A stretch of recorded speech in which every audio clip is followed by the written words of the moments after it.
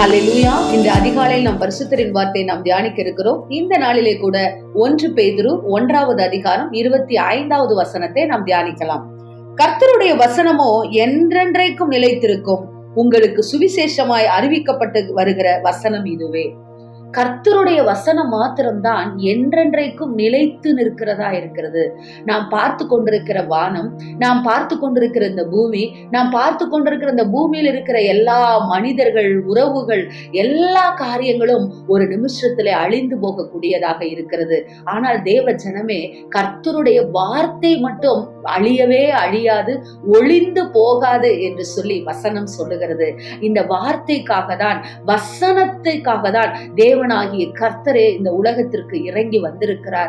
ஆம் தேவ ஜனமே, நம்முடைய வாழ்க்கையிலே அநேக நேரத்திலே இந்த வசனத்தை நாம் விட்டுவிட்டு, கர்த்தருடைய வார்த்தையை விட்டுவிட்டு நிலையில்லாத, அழியக்கூடிய, ஒளியக்கூடிய அநேக காரியங்களுக்கு நாம் முக்கியத்துவம் கொடுத்து கொண்டிருக்கிறோம். ஆனால் ஒன்றை மாத்திரம் நாம் நிச்சயம் அறிந்து கொள்ள வேண்டும், எல்லாமே ஒரு நாள் அழிந்து போகும்.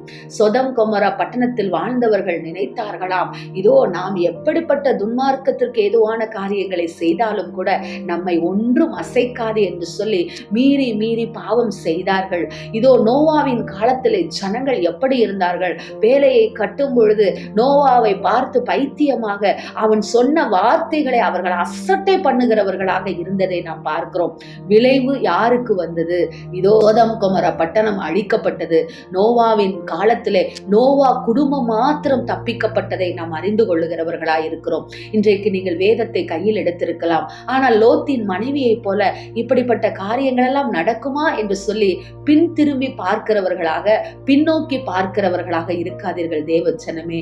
வார்த்தை மட்டுமே நிலைத்திருக்கக்கூடியது, தேவனுடைய வார்த்தை. அந்த தேவனுடைய வார்த்தையின்படி நீங்கள் நடக்கும் பொழுது உங்களுக்கு நித்திய ஜீவன் இருக்கிறது என்பதை மறந்து விடாதீர்கள். வசனத்தின்படியாய் நடங்கள். வசனம் மாத்திரமே நிலைத்திருக்கக்கூடியதா இருக்கிறது. எனவே வசனத்தின்படி நடந்து வசனத்தின்படி உங்கள் வாழ்க்கையை மாற்றுங்கள். நித்திய ஜீவன் உங்களுக்குள் உண்டாகும். நீங்களும் நிலைத்திருக்கிறவர்களாய் மாறிவிடுவீர்கள். ஆமென். ஸ்தோத்திரம். எங்களை நேசிக்கிற எங்கள் நல்ல தகப்பனே, இந்த நாளிலே நாங்கள் கேட்ட வார்த்தையின் பிரகாரமாக உம்முடைய வார்த்தையே, வசனமே நிலைத்திருக்கும் என்று சொல்லி நாங்கள் இந்த நாளிலே வாசிக்கிறோமே அப்பா.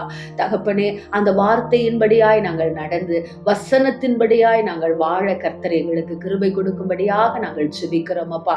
அழியக்கூடியதான மனுஷர்களையும் அழியக்கூடியதான ஆசீர்வாதங்களை நாங்கள் நோக்கி பார்க்காதபடிக்கு அழியாத உம்முடைய வார்த்தையே மறு உருவாய் எங்களிடத்தில் வந்த உம்மையே நாங்கள் நோக்கி பார்க்க எங்களுக்கு கிருபை கொடுக்கும்படியாக நாங்கள் ஜெபிக்கிறோம் நல்ல பிதாவே. ஆமென். Praise the Lord. ஹல்லேலூயா.